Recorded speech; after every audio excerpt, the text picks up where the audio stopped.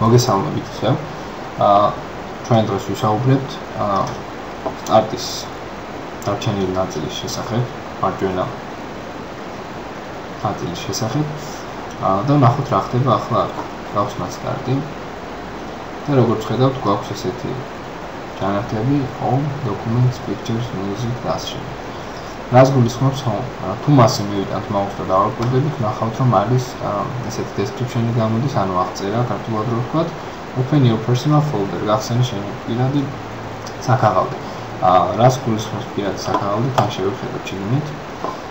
როდესაც Windows-ი დავაყენებ კომპიუტერში, სისტემა ავტომატურად ქმნის user-ისთვის მისთვის განკუთვნილ დირექტორიებს. და შიგნით მოთავსებულია რაღაც სხვადასხვა ფოლდერები, საჭირო გამოყენებისათვის ჩვენთვის საჭირო, ხედავთ არის desktop-ი, downloads, my documents, my music და ასე შემდეგ, ასე შემდეგ.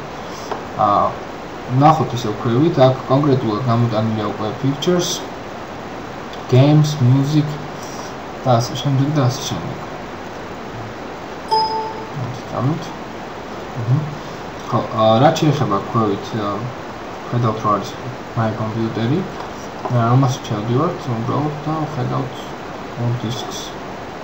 გვაქვს აგრეთვე control panel-ი, device and printers, საიდანაც ხდება მოწყობილობის დაყენება, default პროგრამები, სისტემის მიერ დაყენებული და დახმარება და მხარდაჭერა, საერთოდ სამი.